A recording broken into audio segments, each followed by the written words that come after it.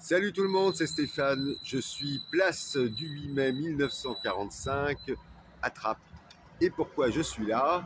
Eh bien parce que les travaux du grenier à sel cinéma Jean Renoir viennent ou s'achèvent bientôt. Cinéma Jean Renoir. Ah, alors là on voit pas que ça s'appelle comme ça. Voilà, faut se tourner et là on voit Cinéma Jean Renoir. Avant, c'était marqué sur la devanture, mais là, il reste plus que ça comme vestige du nom de ce cinéma, du grenier à sel, Cinéma Jean Renoir. Alors, ça date de 80, quelques mois après la mort de Jean Renoir en 1979. Alors, pour la petite anecdote, on est en 2024 et Jean Renoir, grand cinéaste, est né il y a bientôt 130 ans, le 15 septembre 1895. Pardon, 1894. Alors pourquoi je vous parle de tout ça? Je reviens tout de suite.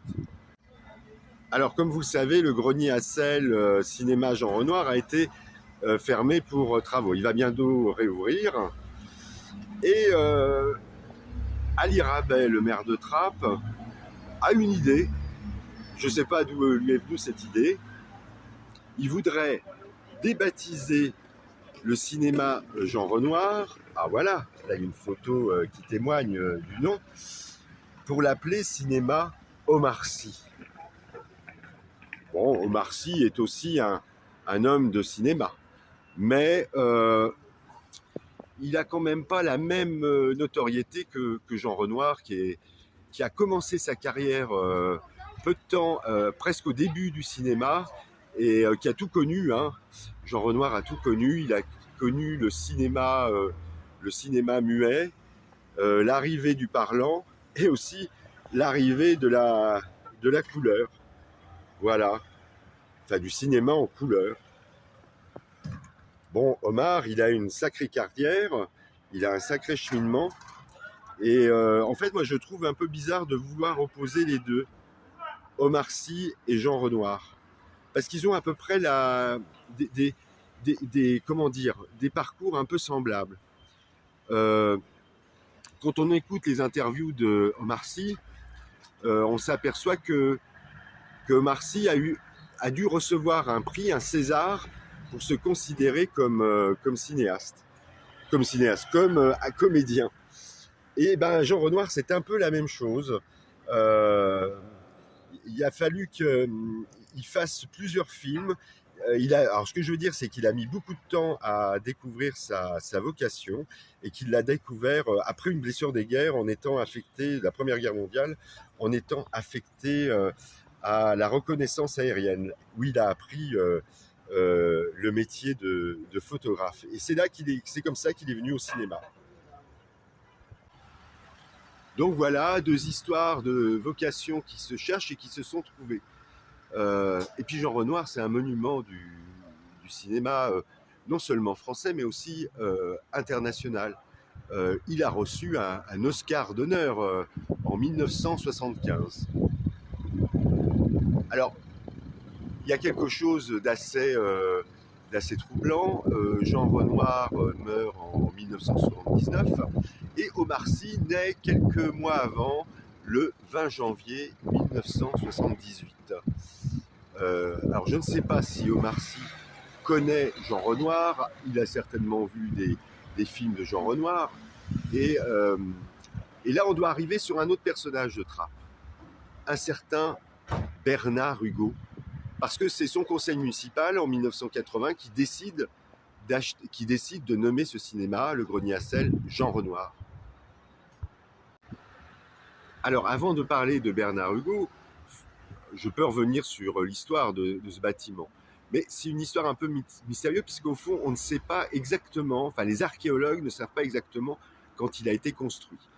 Et il y a de fortes chances qu'il ait eu d'autres usages avant d'être un grenier à sel.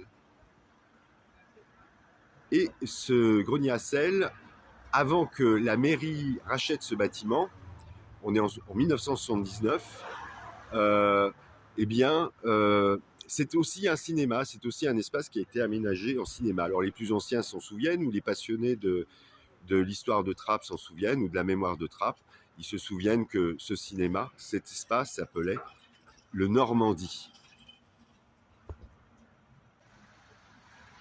Alors, revenons à Bernard Hugo et rappelons que le cinéma Jean Renoir est au croisement de plusieurs rues. Qui parle de Jean Renoir, directement ou indirectement? Je vous explique. Et je vous explique au passage aussi que si Bernard Hugo a pensé à tout ça, eh ben dites donc, c'était un sacré monsieur de culture. Et alors pour la petite histoire, quand il est arrivé à Trappes dans les années 50, l'une de ses premières actions a été de créer un ciné-club. Alors pourquoi il crée un ciné-club? Parce que Bernard Hugo était un fan de cinéma. Alors, premier élément qui monte avec toute la culture de Bernard Hugo, c'est la rue Pierre-Sémar. Alors la rue Pierre-Sémar, c'est un hommage dédié à un résistant, cheminot, et cette rue monte sur la gare, comme chacun le sait, et l'un des plus beaux films de Jean Renoir, ou un des plus célèbres, s'appelle La Bête humaine. Alors tiré, interprétation ou adaptation d'un roman d'Émile Zola qui s'appelle La Bête humaine et qui parle de cheminots.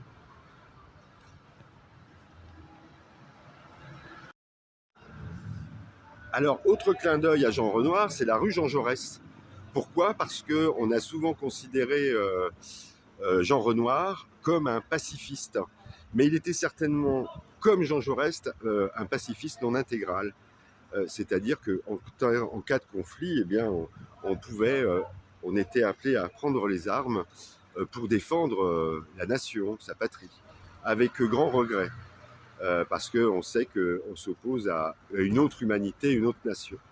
Et ben, c'était un peu le même genre que Jean Jaurès, Jean Renoir. Là maintenant, on reconnaît tous l'avenue Paul Vaillant-Couturier.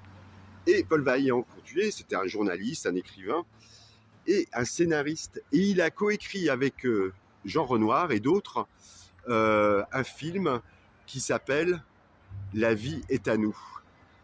Et Paul Vaillant-Couturier a même tourné dans ce film avec d'autres dignitaires du Parti communiste, comme Maurice Thorez. Pourquoi? Parce que ce film était financé par le Parti communiste français et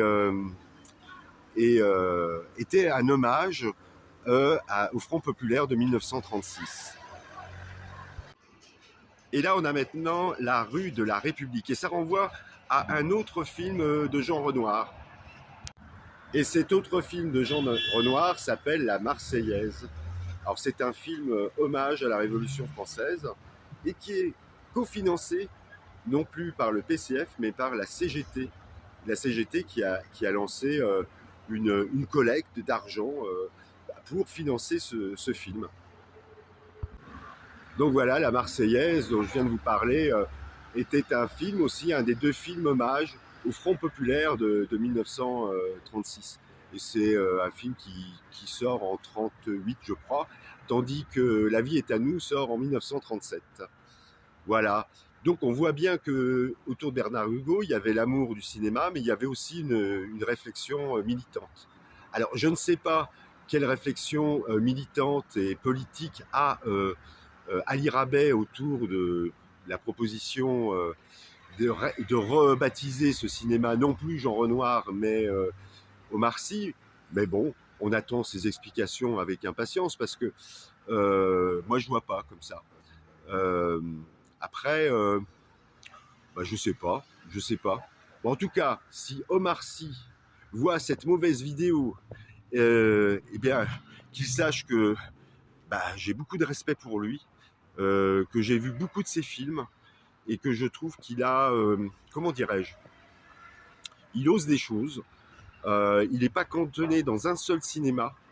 Et justement, ça me rappelle beaucoup le parcours de Jean Renoir, qui a souvent changé de style, d'approche du cinéma, ou en tout cas d'histoire. Alors, c'est sans doute pour ça que Jean Renoir a été adulé par les cinéastes de la nouvelle vague, au point de l'appeler le patron. Voilà, alors la nouvelle vague, c'est Truffaut et beaucoup d'autres. Et là, on est plutôt dans les années 1960. Voilà. Ben écoutez, je vous laisse sous ce ciel bleu de Trappes. Enfin, il y a un peu de nuages, mais bon, c'est mieux que tous ces jours en tout cas. À très vite, amis d'ici Trappes.